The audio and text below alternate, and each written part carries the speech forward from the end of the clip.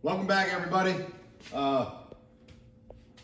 This is going to be the last video on this E4OD build. We're finally getting to the end here, and I think we've beat this dead horse into the ground. So today's video, I'm going to go through the entire Tugger shift kit, the TRANSGO Tugger kit, and get this whole transmission built and assembled, and it's on the bench ready to go in the truck. So stick around. I'm going to talk about a few hydraulic circuits today in the accumulator valve body, which should be interesting, very important, and basically go through the whole Tugger kit. So stick around, let's just get to it.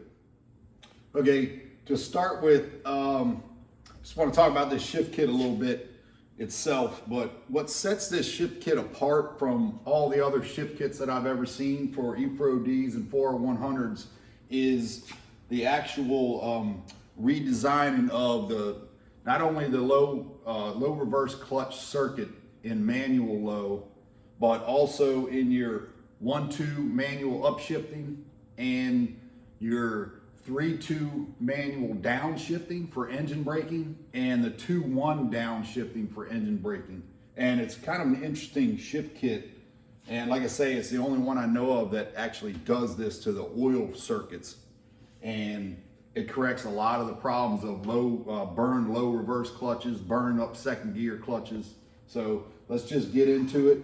And if you look at this, we're gonna start with the main valve body here. And I got all the valves now. I took all these valves out, everything's clean, ready to go back in. And I'm just gonna go through all these valves in the shift kit itself. But what this shift kit does is, in the main valve body, it says it doubles the holding power of the low reverse clutches in manual low. Now, how it does that, there are two different setups.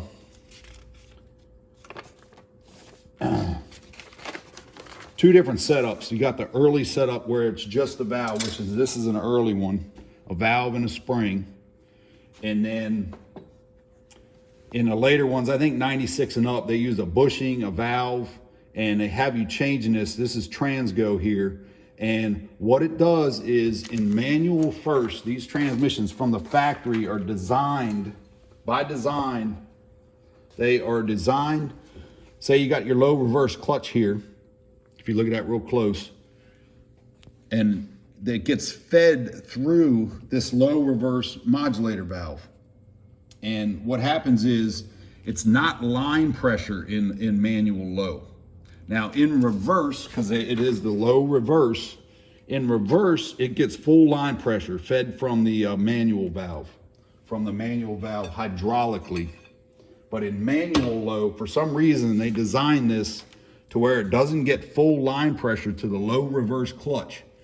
It gets line pressure to this valve, and this valve regulates how much pressure goes to that clutch. So what TRANSGO does in either one of these cases is change out a different style bushing and valve for the factory, or in the early ones, they basically just put a stronger spring in this valve to correct the fact that, and it says it doubles the pressure going to the low reverse clutch in manual low, and that's how they do that. So that's the whole reason for redesigning the low reverse clutch circuit as far as manual low goes. So pretty simple. It just, the early, you just put the red spring in, which is stronger. And the later ones, you actually use the bushing, the valve, and a white spring. And you just follow the shift kit. But it corrects the low line pressure going to the low reverse clutch in manual low. So that's the first part of this, what the Tugger kit does as opposed to any other shift kits.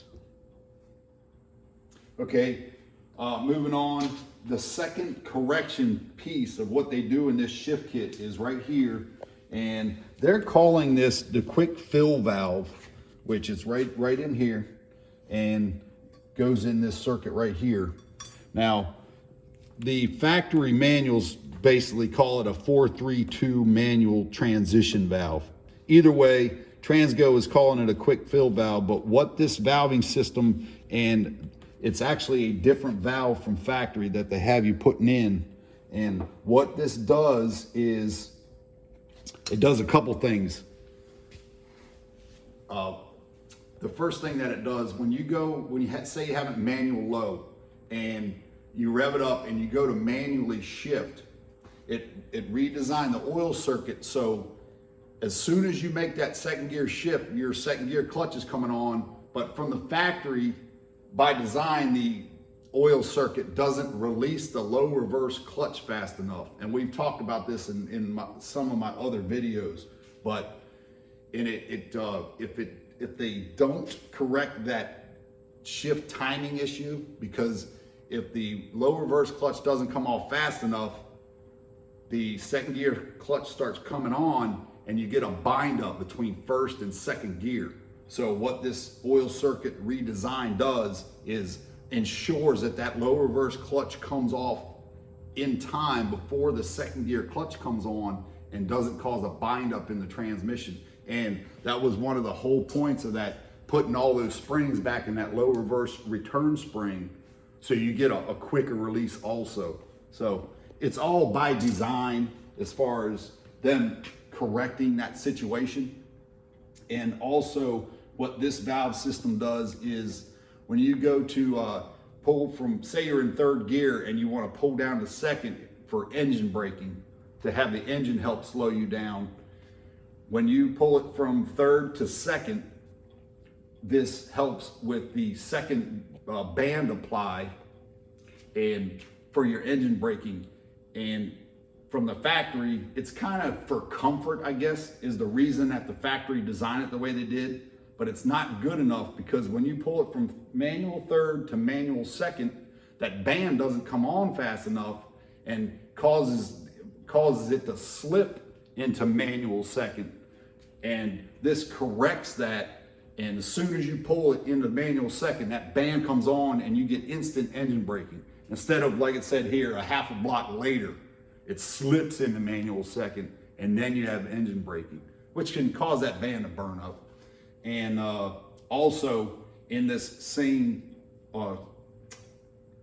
valving system, the circuit, going from manual second to manual first, the same thing. Say you're in manual second and you pull it down to first. If this wasn't corrected, the low reverse clutches don't come on fast enough, and they'll slip on and cause them to burn. So that's the main reason for putting one of these Tugger kits in. If you do a lot of manually shifting, upshifting or downshifting, or you do a lot of towing, where you're using the engine and the engine braking capability of the transmission to slow the vehicle and what you're towing down, as opposed to just having the factory set up. And a lot of transmissions, probably 50% out there, don't necessarily need this Tugger kit, because a lot of people never manually shift their transmission. I manually shift my transmission all the time, because I use engine braking when say I got to slow down real fast, and I don't pull it down at 60 miles an hour or anything, but I'll use my engine braking to slow my truck down all the time, even if I'm not towing something. That way I'm not wearing my brakes out as much. So it is beneficial to downshift your transmission, just to help the car slow down sometimes. If you got to slow down faster than slamming on your brakes and wearing your brakes out to slow down, which is one of the main reasons for engine braking. So with those two valve systems redone, I guess, it corrects all those situational problems as far as manually shifting and the pressure to the low reverse clutch. Okay, I'm just going to start assembling this valve body, and we have the low reverse modulator valve. And what I like to do is, when I clean a valve body, basically bottom line is I drop the valve in the bore and make sure that it is that free. Anything less than that, and it's unacceptable, because it can hang up and cause an inconsistent shifting transmission. So I do that with every single valve. when I'm cleaning it up and getting the bores ready. And I'm gonna go over a lot more once we get into the accumulator valve body about the bores and more stuff you need to do. But basically, I do that to every one. Every single one needs to be that free. Now, he said when he brought it to me, he only had 30 miles on it and it was losing overdrive. And I found the reason, because this is a 3/4 shift valve and it was sticking big time. Sticking, it wasn't stuck, but it was sticking.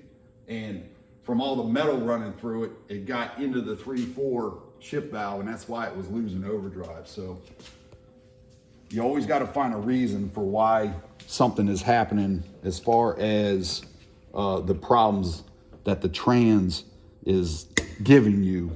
And that 3/4 shift valve was sticking, and we found the problem and the solution, obviously. So the low reverse modulator valve, 3/4 shift valve, the 2/3 shift valve, same thing, nice and free.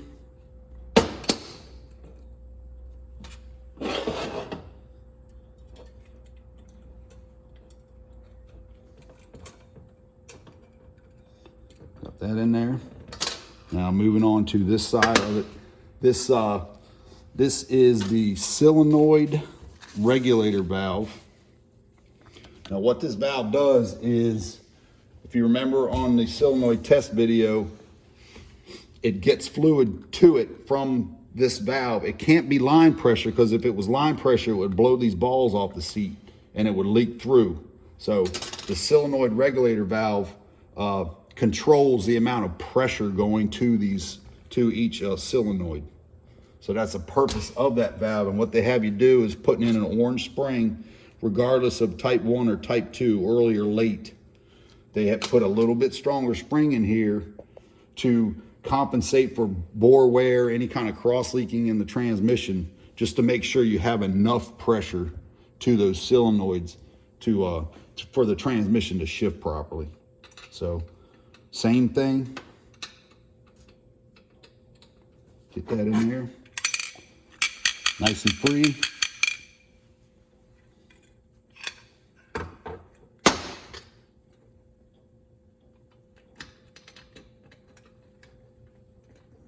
Pretty stout spring. Come on.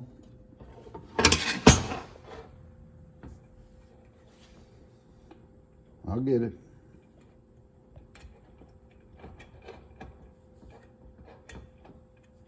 I think. Don't fight me. Sometimes I'll fight you.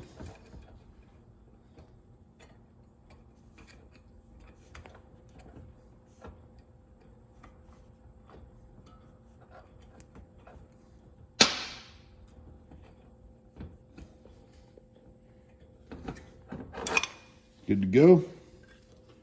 Next in is the coast clutch apply valve.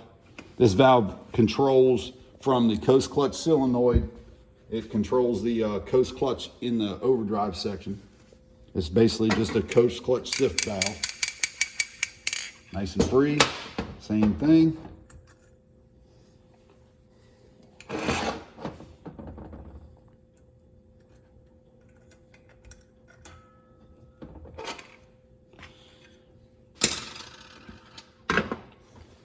Now on with this quick fill valve. This is the shift kit part.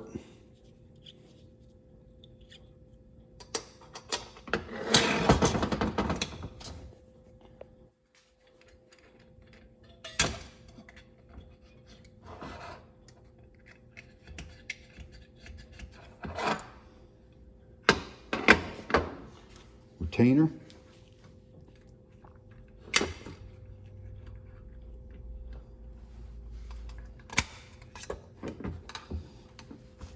Simple. And then the plunger, or piston they call it. Nice and free.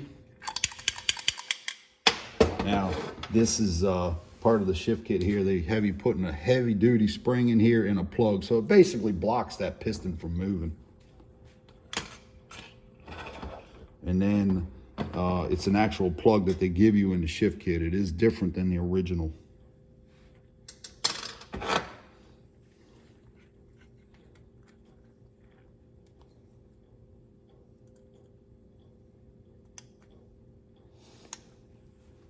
Simple.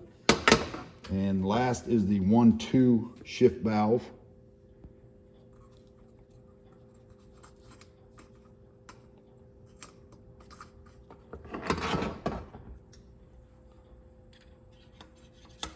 Nice and free.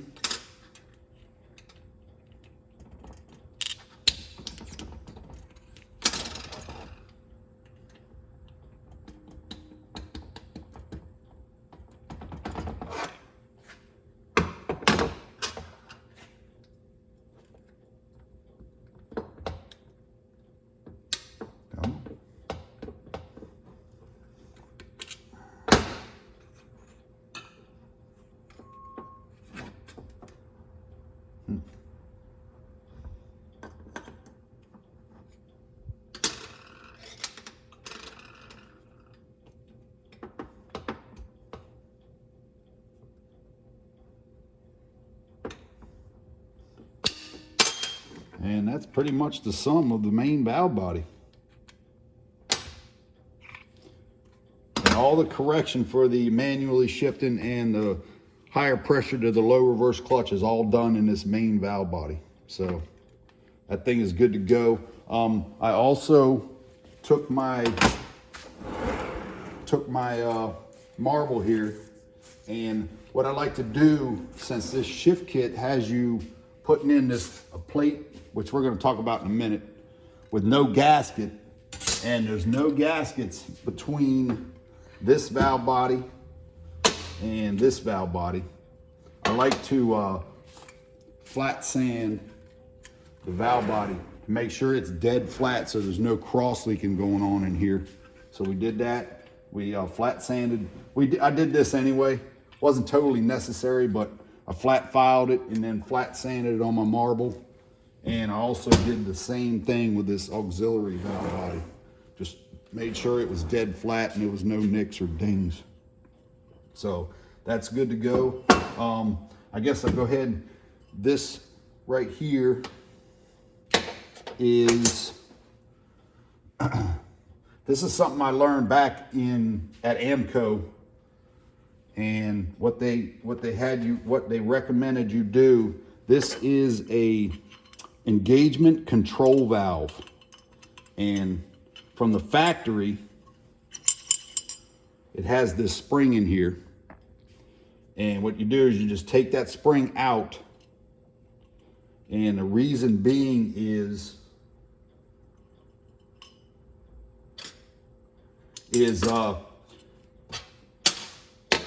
when you take that spring out, the forward clutch is actually fed by two different orifices, and with that spring in there, line pressure goes to one orifice, and then it has to build pressure before this valve will move for both orifices to feed the forward clutch, which in turn can cause a delayed engagement. I guess they do that for comfort, so it doesn't slam on, but they don't slam on whatsoever. You just pull that spring out, and it helps with the forward engagement to make sure you don't have any kind of delay. Pretty simple, but it's a good trick. And then there's no modification on this one. Just make sure it's nice and free. And that's pretty much the auxiliary valve body.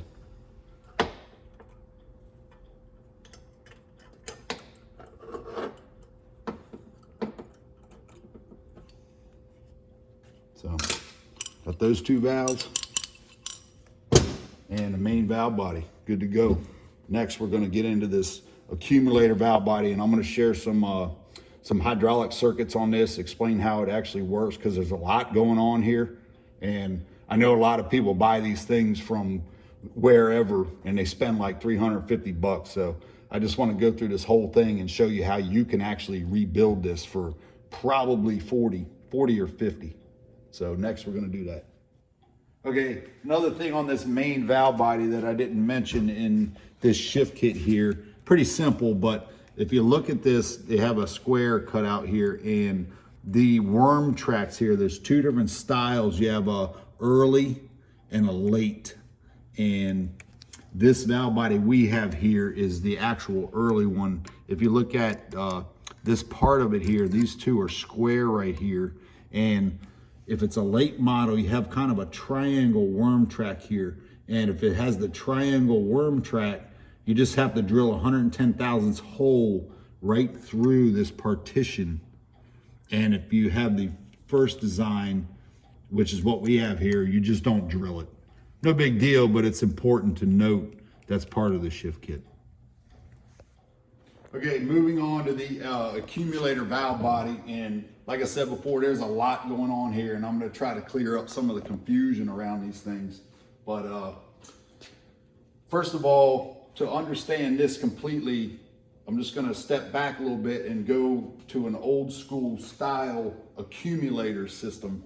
And I talk about all this completely in my Hydraulics 101 video, but I have to basically repeat it in this video because it's that important as far as this valve body goes if you haven't seen that video. But the way an accumulator works in a transmission, normally, if you look at this close, you got line pressure coming in, and the purpose of an accumulator, so line pressure is coming in, and basically this is your clutch pack, applying the clutch, and at the same pressure coming in is hitting the back side of this accumulator and forcing this to move.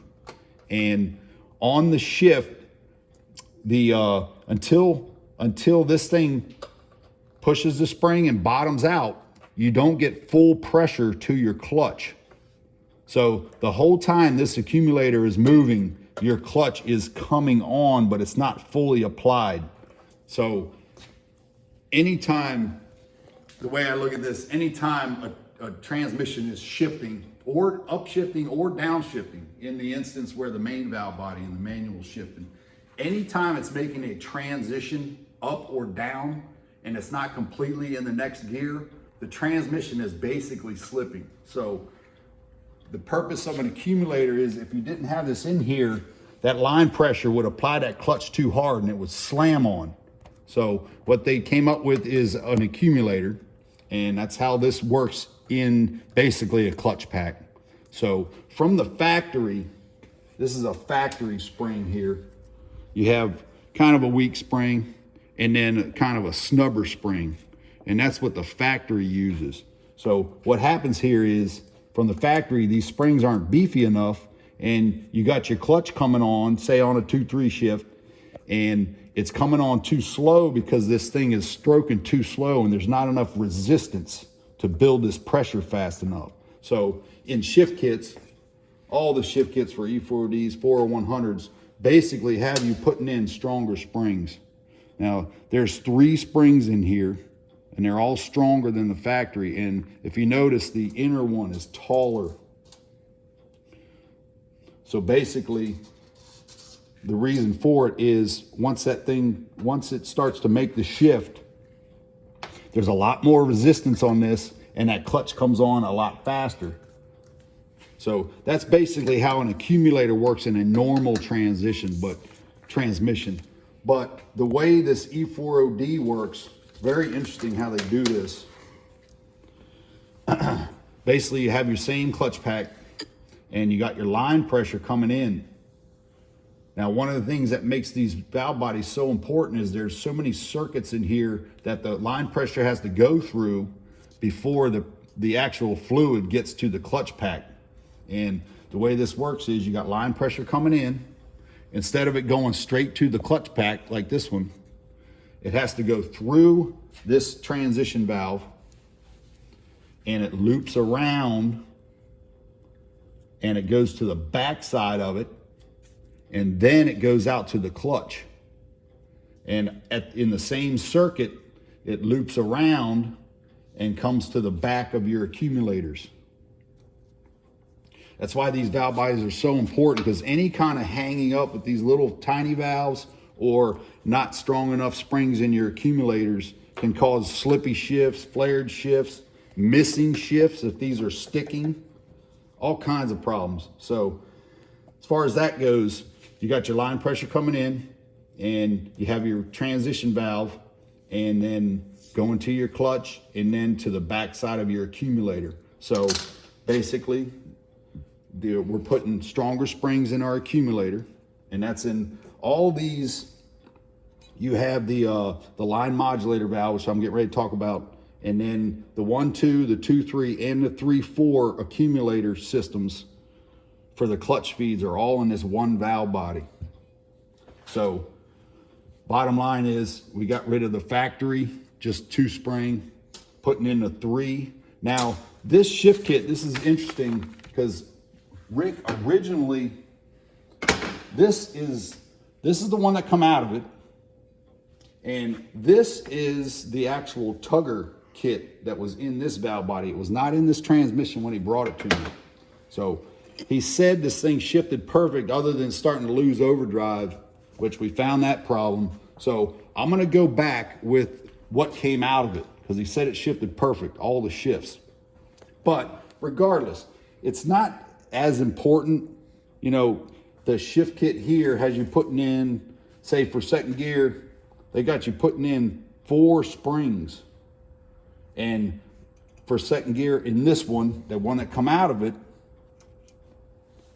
has 3. So regardless, if you're putting your shift kit in, just go with the shift kit. But the reason I'm putting this back the way it was is because he said it shifted perfect. And there is no magic bullet when you're changing these springs out, which I'm gonna explain a little deeper once we get into drilling the plate and stuff. But like I say, there is no magic bullet for getting the shifts exactly right as far as what springs go in it. So we're gonna go with what came out of it. Just consider that the shift kit that we're putting in it, consider that the TRANSGO shift kit, I guess.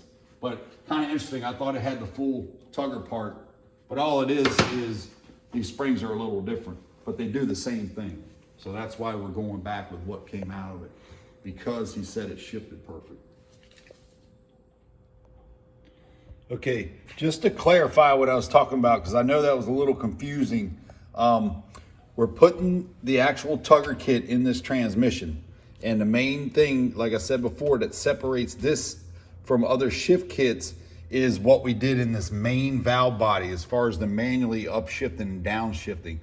All the other shift kits out there do very similar things in this accumulator valve body. So the fact that we're not putting the 4 Tugger kit springs in the accumulators, but we do have the beefed up 3 spring, is gonna work just fine. So this is a very similar shift kitting of this accumulator valve body. So it's not like we're not putting the whole Tugger kit in, we're just not putting their orange springs in, as opposed to us just putting these 3 in. And this is gonna work just fine, no worries there as far as that goes. But I just wanted to clarify that because it was a little bit confusing. And it's a complete shift kit, it's just not the actual Tugger springs, but they are shift kit springs. So hopefully that clarified it. Okay, moving on, and the last piece of the puzzle in this accumulator valve body, and it's very important, is the line pressure modulator valve that goes in these things, and it goes in right here in this valve body. You have all your accumulator setups for the 1, 2, the second gear, third gear, and fourth gear. The last valving system in this thing is this line modulator valve. And what this valve does is, it's in this oil circuit that we talked about. You have all your line pressure, clutch feed, and your backside of the accumulator pressure here. But what this line modulator valve does is it controls the pressure going to the back side of the accumulator. So essentially it makes the spring stronger, but it only does it under certain throttle pressure. The more throttle you give it, it's basically controlled by electronic pressure control solenoid, which EPC pressure. And the more throttle, the more engine load, the more the computer controls pressure to this valve in this valve system here. And what happens is you got line pressure coming in, and the more this thing is boosting, the more pressure will go through to the back side of your accumulator and essentially strengthen them springs and make this clutch come on faster, because this is harder to push. So not only are the springs helping the clutch to come on faster when you shift kit it, but that pressure coming to the back side of this is also making that stronger and this harder to push, and your clutch pressure or your clutch comes on faster under certain throttle conditions. All the way through your throttle conditions, you get more and more pressure all the way up to 100% throttle to maximum pressure. So it's kind of a nice design, because they're not just using spring pressure for to adjust the clutch feel. The computer actually controls that also. But what's important to note here is they make 4 different valves. This one is an actual 372 valve. And if you look here, you got 4 different ones. 331, that's basically a 6-cylinder, and small V8s. Most V8s and some of the light diesels have 372. 427 and 500, your full race, full tow, full horsepower, but you'll generally use 372 to 427. I never use a 331, but in this case, we're using a 372 valve. And what happens here is the bigger valve you use, depending on the pressure coming in here from the EPC, the same pressure coming in, say you got 40 pounds of pressure and a 331 valve, you might get 35 pounds of pressure coming to the backside of this accumulator. But all you have to do is step it up to a 372 and you might be getting 65 pounds. So the same pressure coming in, but the bigger the valve, the harder it pushes up and boosts this pressure, if that makes sense. So bottom line is, I would always use either a 372 and some heavy duty, heavy hauling situations, 427. But that's how that hydraulic system works as far as this line modulator valve. And it's very important. If you have an early unit, a lot of times you'll see a 331 and you just want to up it to a 372. Now, where this gets important is, say you shift kitted and you put your springs in, you got all 3 springs in your accumulators, and all your shifts are still soft, because this line modulator valve affects all 3 of the accumulator circuits for your 2nd gear, 3rd gear, and 4th gear shifts. So if all your shifts are soft, then you want to up the size of this valve, and it will firm up all 3 of those shifts: 2nd gear shift, 3rd gear shift, and 4th gear shift. If it's shifting fine, say the 1-2 shift is fine and the 3-4 shift is fine, but the 2-3 shift is too soft, then you want to go into just the 3rd gear accumulator and put a heavier spring in just the 3rd accumulator. So that's the nice part about having the flexibility of adjusting all this. And there's a lot of ways you can adjust shift feel to get it exactly how you want. So it's more complicated, but there's more adjustment ability as far as that goes, as far as what's going on in this valve body. So I hope that makes sense, and that should pretty much clarify what goes on in this accumulator valve body. And like I said, there's a lot, but it's not that big a deal. It's just a couple of valves, the accumulators, and then of course your line modulator valve, which is what's important. And another thing, I like to use these valves here because it's got an O-ring. A lot of them don't have O-rings, but basically that'll essentially keep any fluid from the EPC pressure coming in you don't get any leakage out of there. You get the full boost of what the EPC is supposed to do. You won't get any leakage past that valve if that O-ring is in there. So I like to use them, and we're just gonna keep moving on with this accumulator.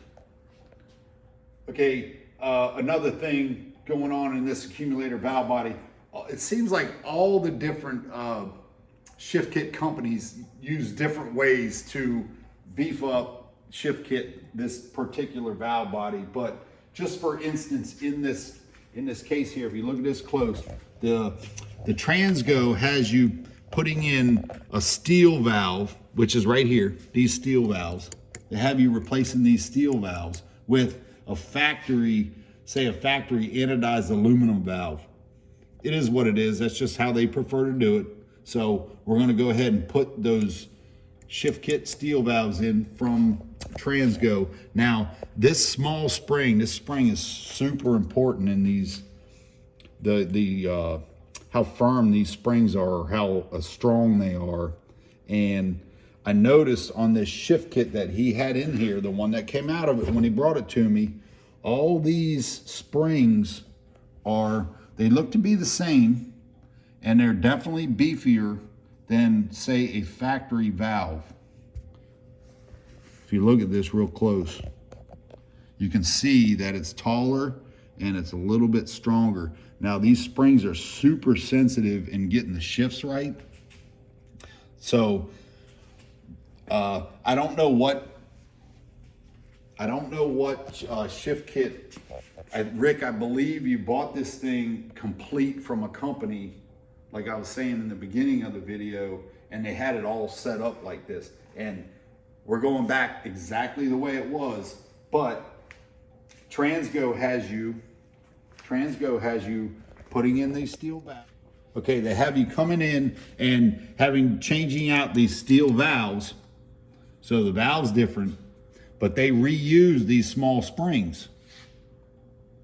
So in effect, these springs will give you a firmer shift, the one that come out of it that he brought, as opposed to what the TRANSGO Tugger kit requires, I guess. If you notice right here, it says reuse. Now, these springs usually are different for each gear.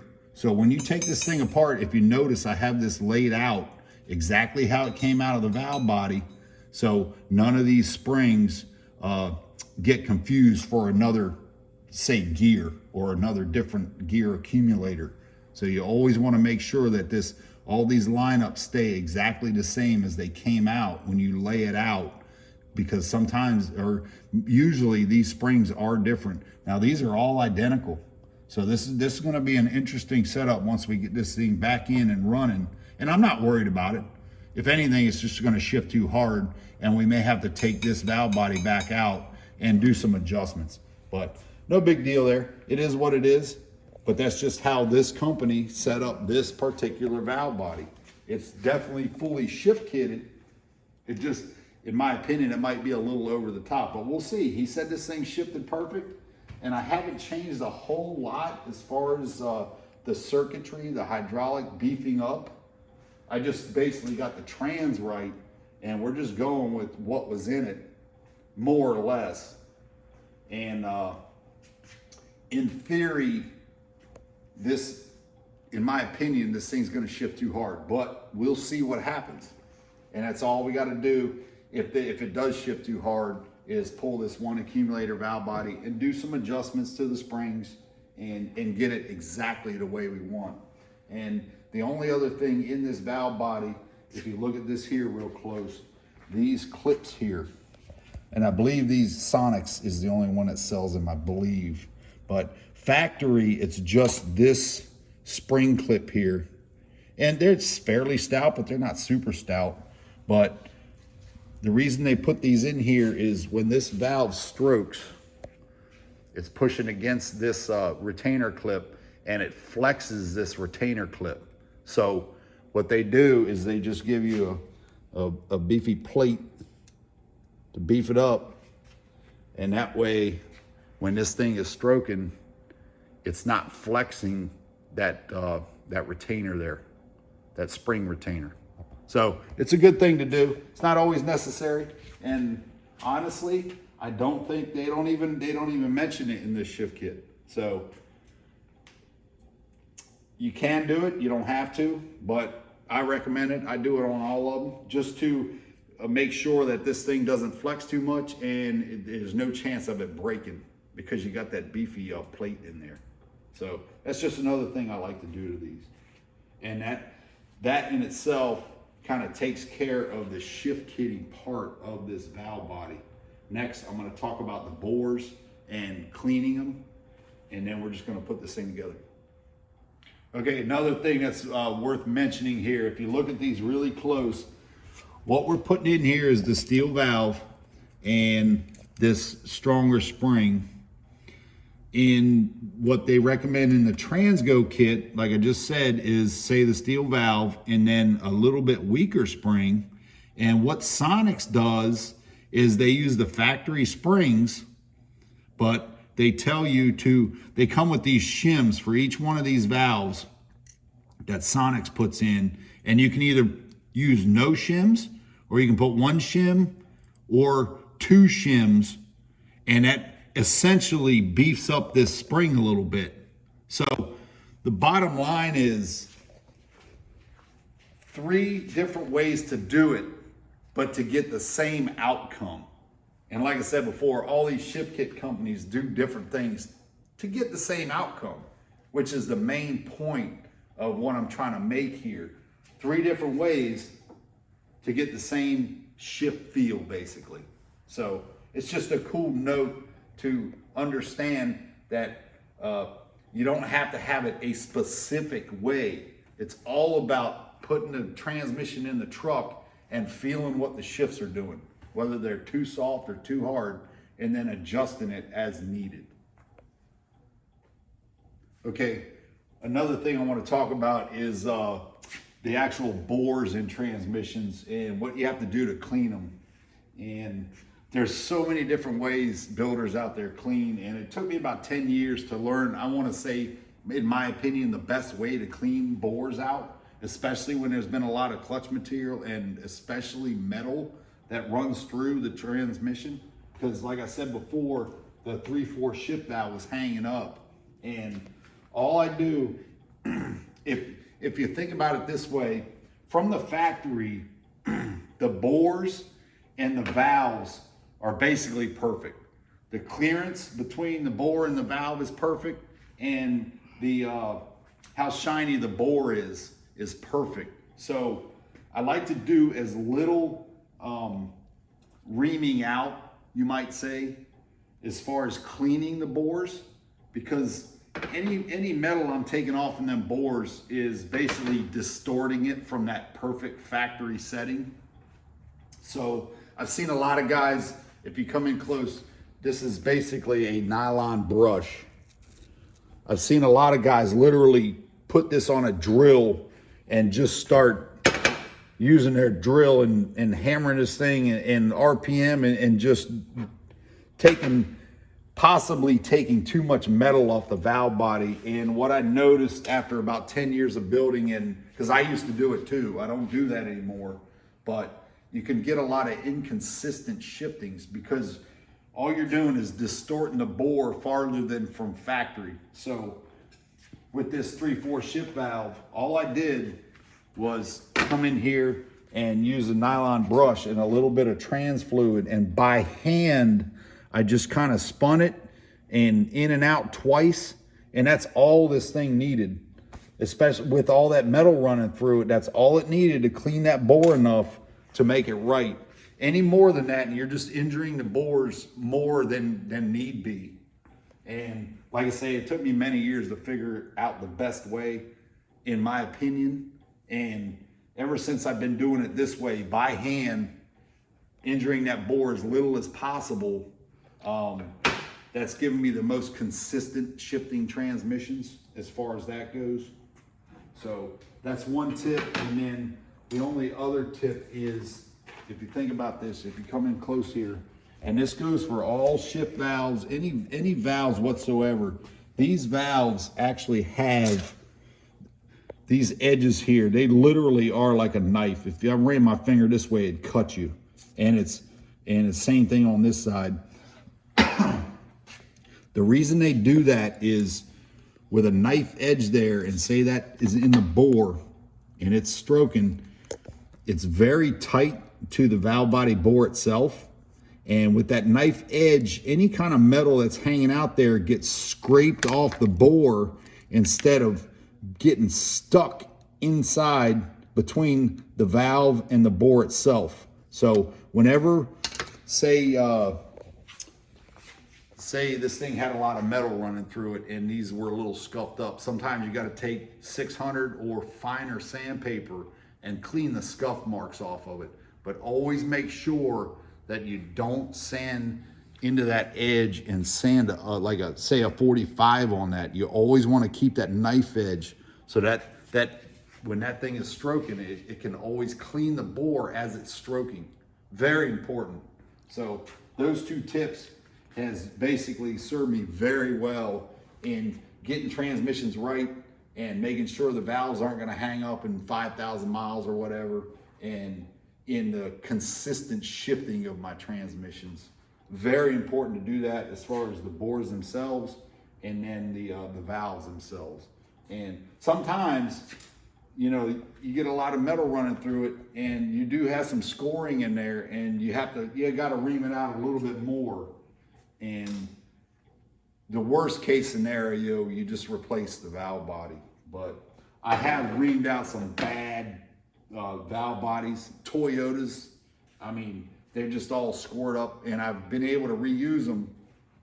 And you got to do a little bit more reaming, but you do as little as possible so you're not damaging the valve body any more than it already is, if that makes sense. To start with, I just want to, we're going to go ahead and put one of these. This is the second gear. This is the second gear transition valve. And I've already cleaned this thing up, but what I do, just like the main valve body, when I was shaking it and you could feel those valves that were that free, all you got to do is put it in there and make sure that thing is just dead free. Just like that. It's just following my pick, no resistance. It's an absolute must that you get these valves that free in these bores, because that's what causes all the missing shifts, the slippy shifts, the flared shifts, if this valve body isn't right. And that's really all you got to do. There's no reason to overcomplicate it, but they just have to be that free. And it's pretty much that simple. So I'm going to put that valve in, put our spring in sideways here. See if I can get this uprated. And then we got our clip with the support plate.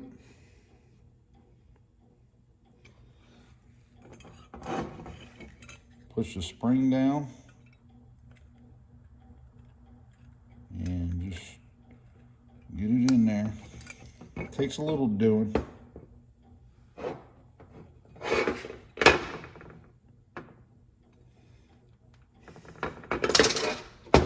Make sure that spring isn't cocked down in there.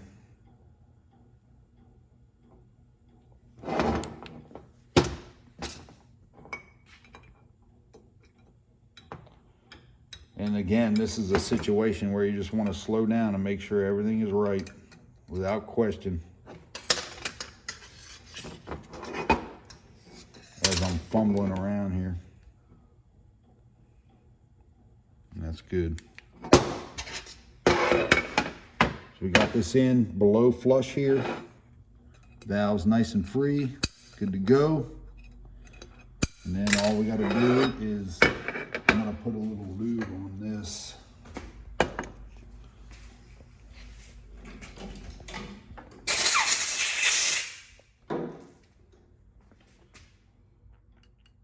Because you can't really get any fluid on it once it's in the valve body. And I don't want anything to rust here because it is hot and humid. Stick the accumulator piston in.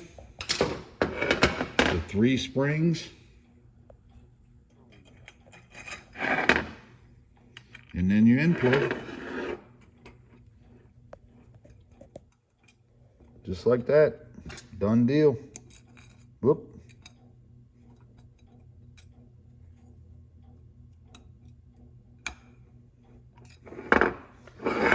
So that's basically the second gear accumulator system in here, and these other two are identical in making sure that these valves are free, lubing that valve, and just getting it together. And next I'm going to talk about this, and then we'll be done with the accumulator valve body. Okay, another thing in this shift kit here, in this accumulator valve body, what they have you do is putting a short blue spring in your modulator boost valve. Now, this valve body here did not have that spring in it. Rick did not put that spring in there, and I'm gonna leave it out because he said it shifted perfect. But if you're installing this whole shift kit and you don't have any other shift kit parts from different companies, just put that blue spring in there, and it appears what that would do if you had that spring in there, it would basically give you boost with lower EPC pressure as far as that goes, and you'll get more pressure to these accumulators. So I'm not worried about it. Like I said, this is all putting it in the truck and driving it and see how the shift feels. All the shifts are light throttle, medium throttle, and heavy throttle. And that's where all this stuff gets important in getting the shifts exactly where you want them. But we got to test drive this thing first before we have a gauge. And hopefully it'll be perfect. Light throttle, medium throttle, heavy throttle. But if we have to do some adjustments, we can, and it'll all be done in this valve body. So important to note, and that's part of the shift kit, but it's not going back in this trans because this was a whole different accumulator system setup than the TRANSGO kit. Okay, moving on with this shift kit. Moving on to drilling the plates out. You got the main separator plate and then the actual shift kit plate itself, but we'll start with the main pressure plate. There's only two things to do here.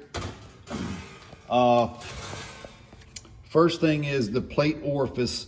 There is an orifice in the shift kit. Now, Rick did not put that orifice in this plate, and I couldn't find it anywhere in all his parts. So I'm going to show you a neat trick, and that's actually recommended by TRANSGO and a lot of shift kits on how to shrink an orifice other than putting in an actual orifice and then drilling the hole smaller. So if you look at this here, this plate orifice says drill 110 thousandths hole and put this plug, this orifice plug in that hole, and then you peen it to stake it. And then basically the hole you had there is a lot smaller because they have an orifice here. But since I couldn't find that, what I did was, it's this hole right here. If you look at that real close, see how it's kind of beveled there. What I did was basically took my race here and stuck that hole right on the race, and took a 5/16 steel check ball and you put it on the orifice, and you basically just hammer the orifice on both sides until you get it to the size you want. Now, I got this thing down to about 1/3 of the size of the hole that it was. So it's a pretty good trick to do. And TRANSGO was the one that came up with how to do this. So since I didn't have that orifice to put in, that plug, I just peened it down to make the hole basically the size of that small orifice. So again, that's a pretty good trick there. So you got that one hole. And the only other thing to do with the actual separator plate is the number 2 here, enlarge 3 D holes with the 81 thousandths drill bit furnished. It says it's okay if the holes are already bigger or not there. Don't drill any new holes. Now this plate here had 2 of the holes, D right here, which was already bigger. And it also had this one here, which is already bigger. So it didn't have the third hole, this third hole up top here. So it had two, they were already bigger. We're just gonna leave it alone, but whatever plate you have, just follow that shift kit. And that's as far as the main separator plate itself. Now, moving on to this actual plate. Now this is in the shift kit. You don't normally put this in, but what they have you doing here is, now this is where clutch feel gets important. So what they do here is they have the second clutch, second feed hole for second gear, third feed hole for third gear, and the fourth feed hole for fourth gear. Now, it says it comes with 53 thousandths from a start, and then you just drill according to basically your engine size and how much horsepower and torque you're making. But a good general rule is to start 6-cylinder from 53, you drill it to 76, third, and 63 to 67, and so on and so on, depending on, like I said, whether you have 6-cylinder, 8-cylinder, diesel. Now, Rick had drilled these holes out quite a bit substantially larger than they recommended here.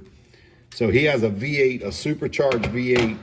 So he had the second drilled out to about 120, which is right here. And he had third gear. This is drilled out to about 82, which is right for a V8 and diesel. 73 to 82 is recommended for both. So he has this one about 82. And then for fourth gear, he had this thing right around 120 also. So it's a lot bigger than what TRANSGO recommends. So, and that was one of my opinions of why it would shift harder. But what I did was I did the same thing here with second gear and fourth gear, and I just put it on my plate and put the check ball on there, and I peen these down to about right around 110, 105. So I just peened them down, peened the hole a little bit smaller, just to basically, in theory, lessen the shift firmness. And we're gonna go from there. He said it shifted perfect, and all I did was take about 10 thousandths off that hole, 10 to 15, and that should be a good starting point at this point. But like I said before, there is no magic bullet. It's all a matter of doing what you think is right, putting it together, and then feeling the shifts. And then if you have to do any corrections, all you have to do is take that one valve body out off the trans, pull the pan, filter, and that one valve body, and you do all your shift feel adjustments with this plate and the springs in the accumulators and the transition valves. So we'll see how this goes. I have a feeling it's going to shift a little firm in theory, but that really doesn't matter. We're going to get this thing together. Once we put it in the truck, we'll know which direction we have to go. Okay, Marshall just pointed out to me that I had this plate backwards when I was explaining this, but you get the idea. Instead of the cutout here, I had it over here. But if you switch it this way, this is second and this is fourth. So same idea, I just had to switch the plate around. No big deal, but that was a good point out that he made to me. Okay, one thing I wanted to show, and I'm gonna do an air check on this whole unit because Rods, you were saying that an ATSG book was steering you wrong on what passages go to what clutch, and you actually tore the transmission apart to figure out that there was actually nothing wrong. You were just air checking the wrong orifice. So we're just gonna go through that real quick. Now, what I'd like to do when the transmission is together, I got an air check. I basically just took a pen apart. If you come in close, I just took a pen apart and found a nice small hole on the end snout to where I can get in all the orifices of this transmission and air check it. But bottom line is, from 89 all the way up to 05, E4OD and 401 and 100 have the same air check spots in the case.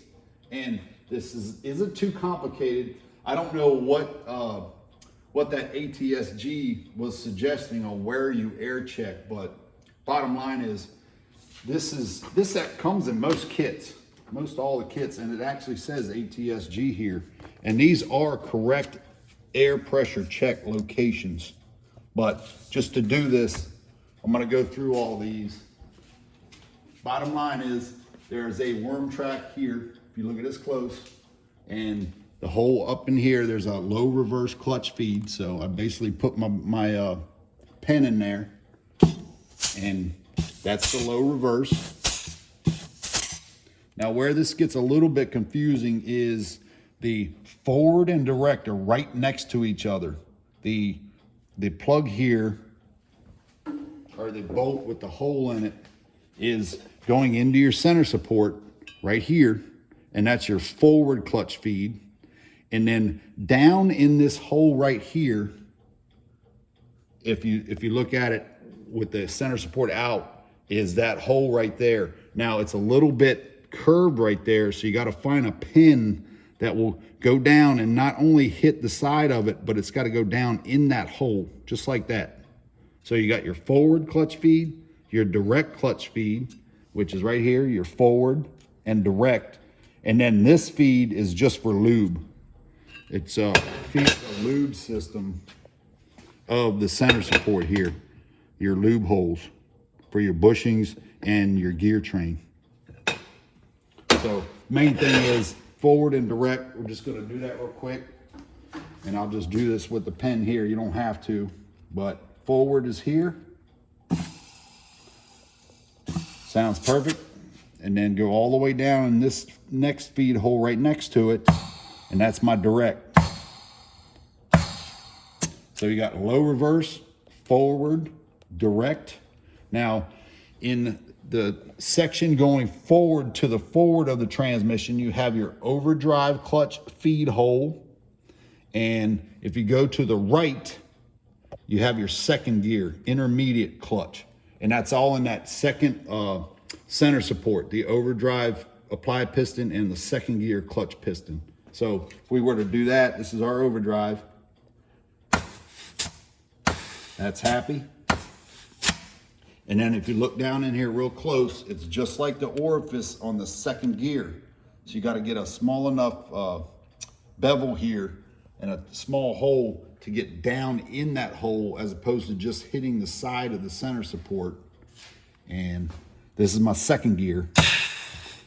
So that's second gear. So the only other clutch in this thing is the overrun clutch. I'm not sure if that's the one you were talking about, but the filter is here. You got a valve body bolt, and then there's just one worm track passage that goes to your overrun clutch. And this one's a little difficult because you can't really seal it perfect. And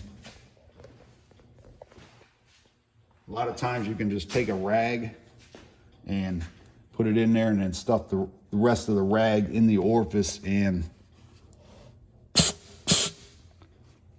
try to get a solid clunk.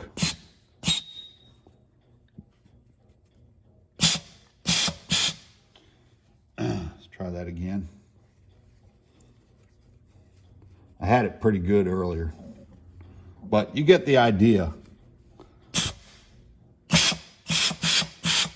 You can hear it clunking, and that's all leakage between the rag. But if you get it perfect, you can get a solid clunk. But that's your overrun clutch, and that's all the clutches in this transmission. So like I said before, Rods, I'm not sure what publication had the wrong air checks, but that is the whole transmission and all the clutches. And I always air check after I get the transmission together like this to make sure I didn't screw up a sealing ring putting the transmission together.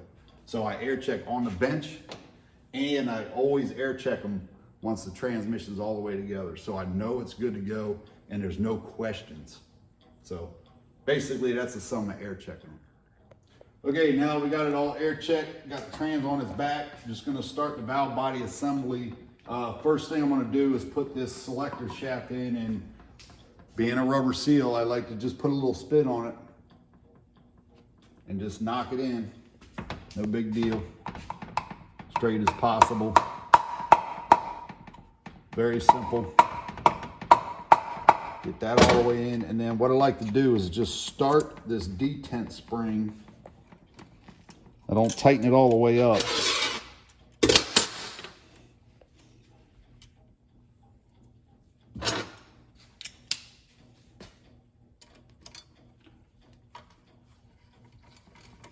Just get that started. And then install the selector shaft. And once the shaft is in there and the nut is tight, then I like to bring this spring up tight to the rooster comb. And you'll see it once it's in. Okay, at this point, I got, like I said before, I got the detent spring. It's still loose. Got the shaft in, the linkage in all the way back to the park mechanism, and my nut tight, and the alignment pin that keeps that shaft from going back and forth. Pretty simple, but there's one thing I want to note here once I get this tight.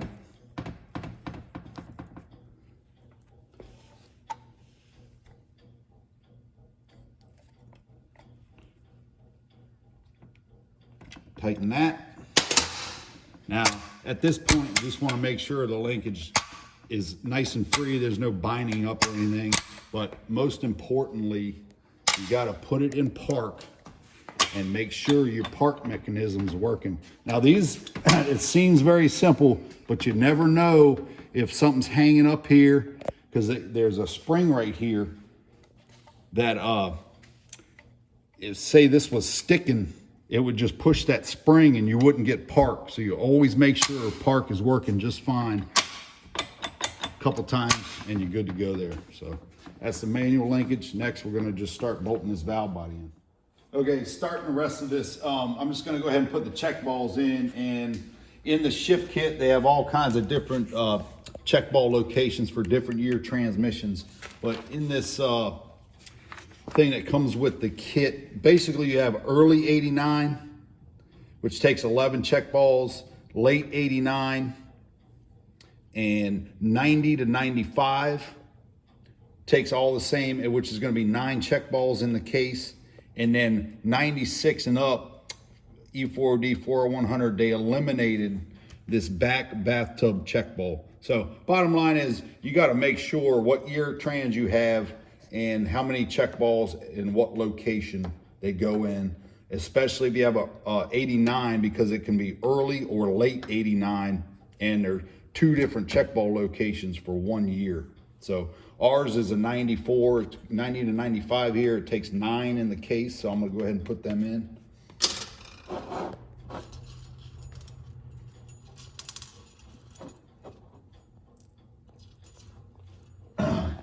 So we got 1, 2, 3, 4, 5, 6, 7, 8, and 9. Now, if it was a 96 or up, this bathtub here would not take a check ball. And you can tell that by, most of the times you can tell if there's a bathtub that doesn't take a check ball. If you notice here, there's 2 holes that go in that bathtub. The 96 and up only have 1 hole. So anytime there's a bathtub that only has 1 hole, it doesn't take the check ball. Go ahead and put the intermediate servo in for the manual second band. You always got to make sure these seals are nice and soft, because a used one, if you reuse it, you just have to make sure, because most of the time you can literally hit that on a bench and it'll just crumble. But this thing's good to go. No worries there. Put lube on the shaft just so there's no chance of it sticking before the transmission gets fluid running through it. That's good. 2 other things in here. You got this little filter, thimble filter. It goes up in the case right here. Some of the earlier units don't have a boss here for this filter, but they added this. Just a little extra precaution for the second gear accumulator circuit and second clutch feed circuit, as far as that goes. And then this is in the shift kit.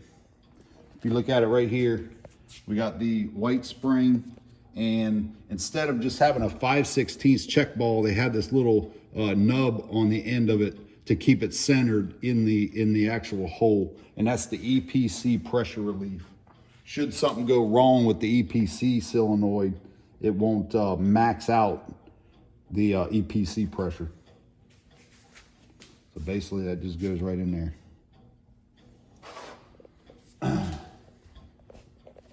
And that should be it as far as the case goes. Okay, as far as the valve body gaskets goes, there's two different sets of valve body gaskets, early and late. And all you gotta do is put your gaskets up to your plate, get them lined up basically perfect, and make sure there's no holes blocked. Very important, because you won't have second gear if you use the wrong set of gaskets. But the early have no markings, the later ones have the yellow. And I think the 4R100 has blue markings. But no big deal. We're just gonna put our gasket on here, and they are different. Got to make sure you put the right one in the right place, because the case to separator plate gasket has this that seals this back oil circuit, and then a plate goes on top. If you were to put it backwards, you wouldn't have reverse, because it's not sealing the plate here to the case. Pretty simple, but these are easy things to overlook. You just got to make sure it's right. Got our gasket, no big deal. Put the plate on.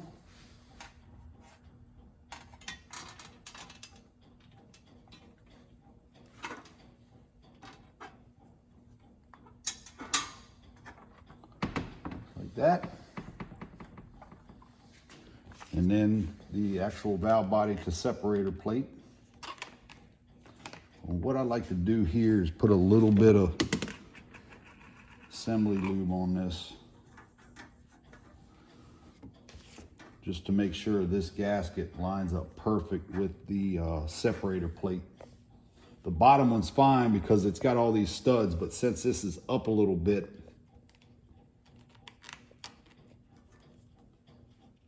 this helps just ensure that the plate gasket is perfect.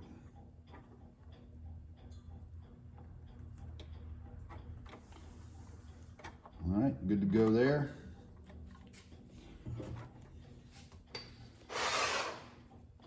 What I like to do here is just put the solenoid pack in first. That way it pushes the plate down flush to the case and everything's happy, instead of putting a valve body on and fighting this where the EPC solenoid spring is coming through it. So we're going to do that and keep moving forward. All right, ready for the solenoid pack. Basically the next step, got your seal, either replace it or it'll be on the new solenoid pack that you put in. But like I say, I like to put these down first just to get the plate flush with the case and all your 30 Torx bits.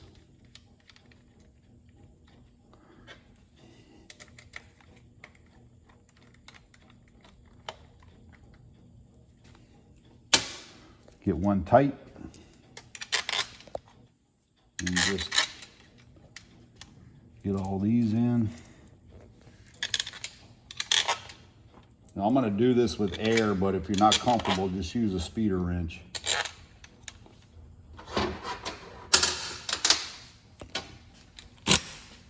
Just put it on the lowest setting and just saves the time a little bit. Like I said, if you're not comfortable, just use a speeder wrench.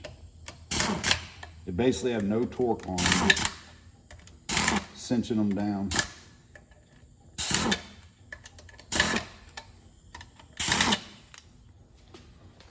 So now that the solenoid pack is on, this is all happy here.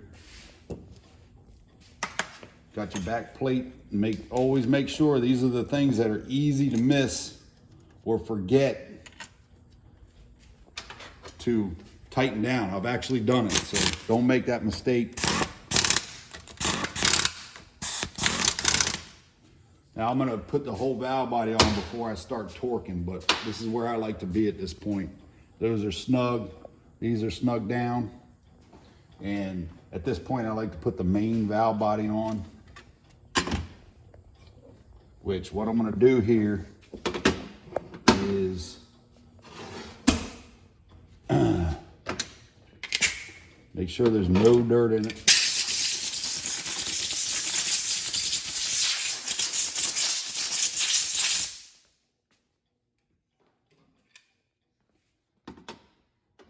Coat all these valves with trans fluid so there's no chance of them rusting. Again, very important, because I've seen them get some surface rust on them if they have to sit for a week or two or whatever, and all it does is cause problems. So no reason not to do it.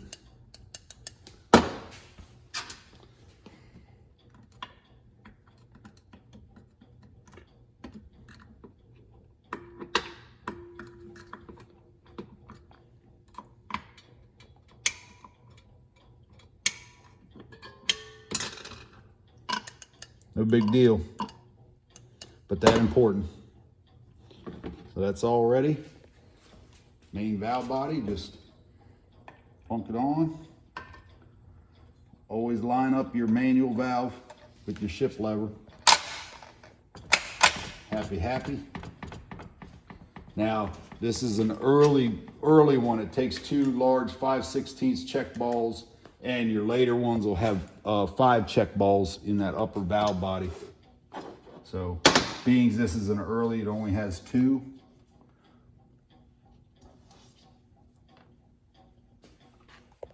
One,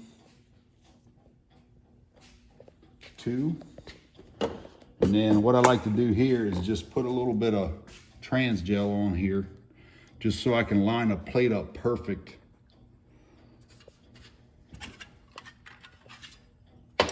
And it won't move anywhere while I'm putting this valve body on.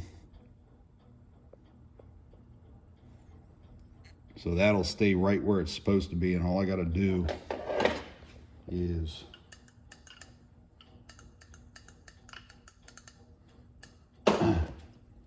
get this lined up without moving that plate. Get it lined up perfect with the holes. And then the 2 shortest bolts go here, whoop, not there, here and here.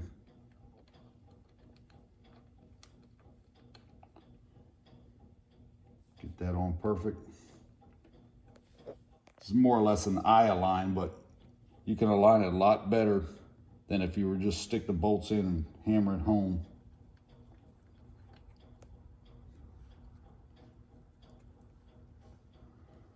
So now that I know that that's not gonna move around, I can put the rest of the bolts in. Okay, now that I got all the long bolts in this top valve body and the main valve body, the shorter ones, I'm gonna use air, but if you're not comfortable, just use a speeder wrench. But me and this gun go way back. It's never done me wrong. But all I'm doing is cinching them down. There's virtually no torque on them.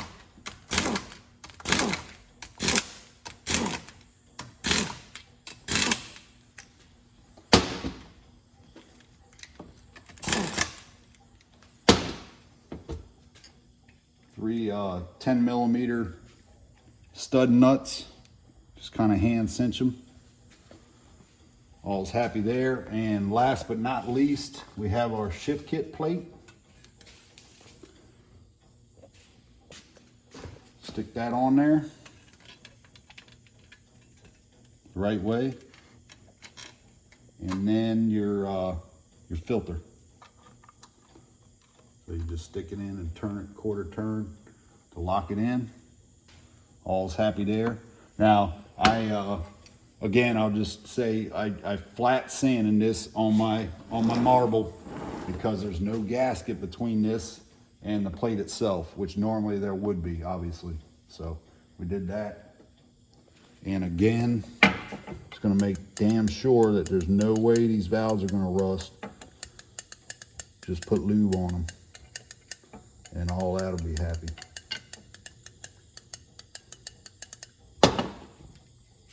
And plunk it home. Done deal. Getting close.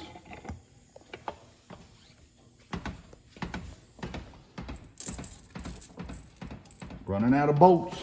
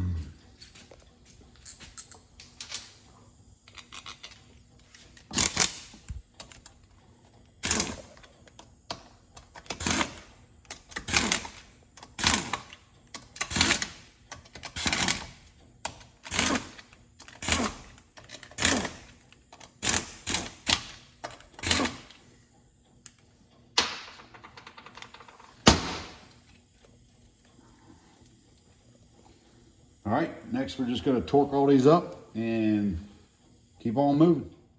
Okay, now that we got our solenoid pack in, all three the main valve bodies, bolts are in, nuts are in. I'm gonna go ahead and torque this. Now, what I like to do is, whenever you torque a valve body, basically just start in the center and work your way out and kind of like roll it like a carpet, I guess, is the best way to explain that. But basically 100 inch-pounds, 96 to 100 inch-pounds. And I'm just gonna start torquing these from the center out. Now I'm kind of doing an initial torque here, and then I'll go back and click it. It's not exactly specific, you just want to be from center going out.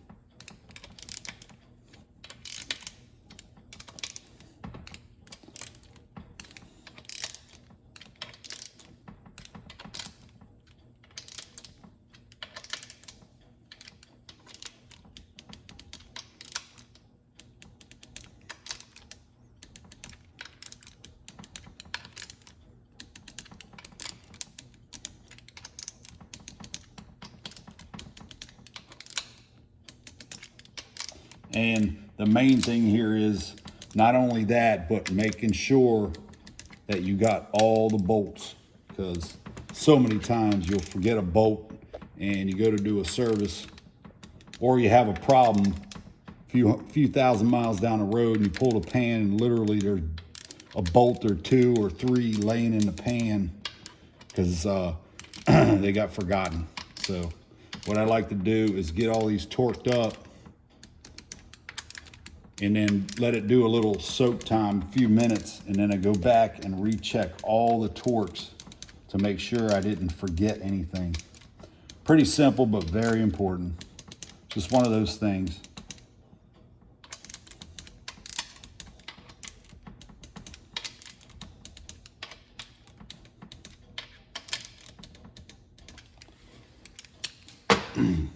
So as far as I can tell, I got all the 8 millimeters. And we'll just do these 10s.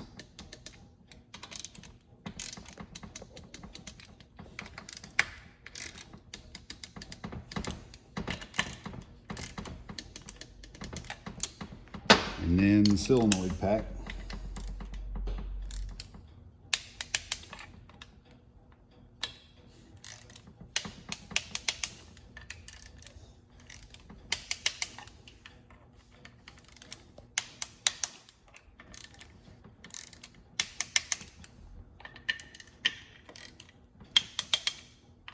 And that's going to do it for the valve body.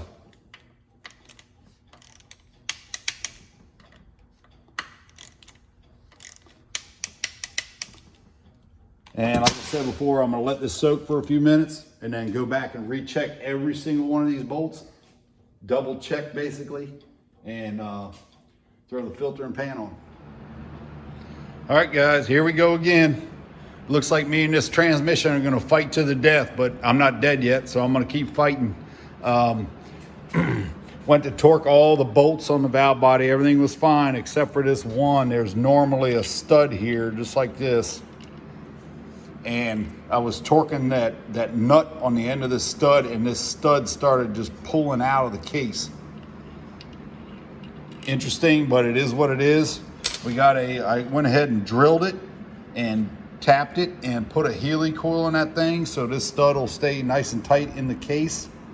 And normally when this happens and I got the transmission together, I normally put some tape around the hole so there's no chance of getting metal into the transmission, and then I drill it and tap it and Healy coil it, and then I just pull the tape off and everything's fine. I didn't get any metal up in the transmission. But yeah, this again, this thing has been a formidable opponent, but got that Healy coiled. Gonna put this stud back on, re-torque the valve body, and we should be good to go.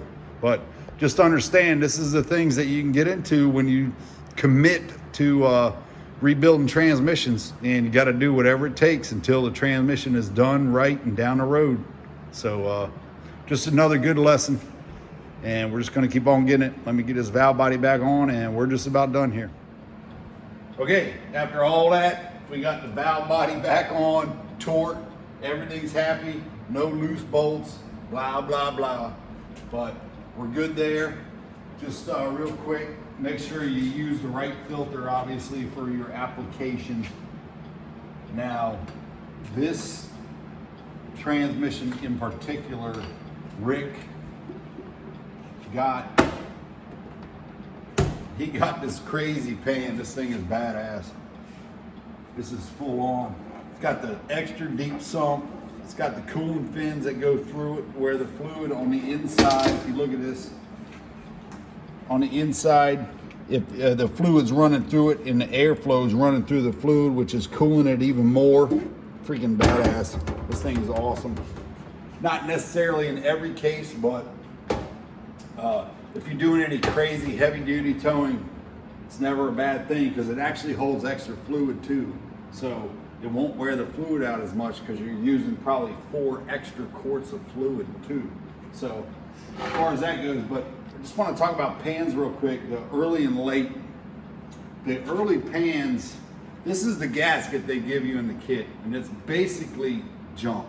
It's cardboard. That's all it is, was cardboard with a little spray tack on the outside of it. But if you have an early pan, if you come in and look at this close, you see how big these holes are.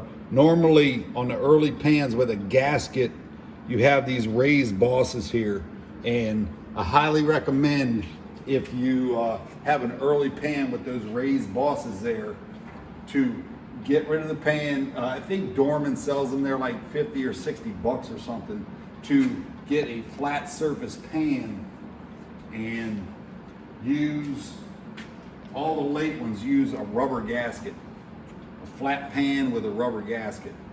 And that's, in my opinion, that's the only way to go, because again, this is the only gasket you can buy. You used to be able to buy cork and rubber, which is actually kind of nice as long as you put it on properly, but these things are junk.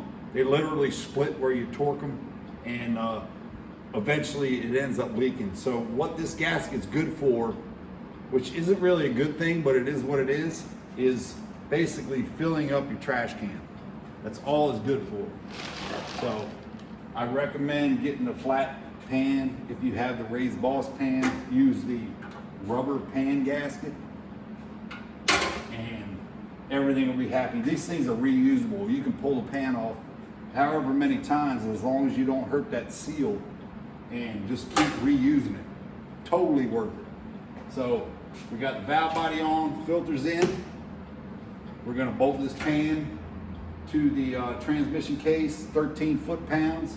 That's good. Next, we're just gonna do the output shaft, or the tail housing, and we're done here. Okay, last but not least, we have the tail housing. Obviously 2-wheel drive, 4-wheel drive, you don't have to worry about this too much, but two things that I make sure are right and tight is, if you look at this close, the actual tail housing bushing. This is brand new, looks like it has 30 miles on it, but always, whether you replace it or you're not going to replace it and it looks fine, make sure you put the drive shaft yoke in there and see how much play there is, and if it needs replacing, replace it. This thing is fine. It literally looks like it has 30 miles on it. And all I normally do here, come in close, is take a little bit of RTV, just a tiny bit, and get it on the edge there without making a mess, because you don't want your job looking like shit. But tiny bit of RTV. Now this has a painted coating that basically seals, but if there's any imperfections in that, it'll seal it. And then of course the spring, just like the front seal, I put some blue gel in there to keep that spring from popping out when we drive this in. So just found a proper sleeve. Drive it in straight.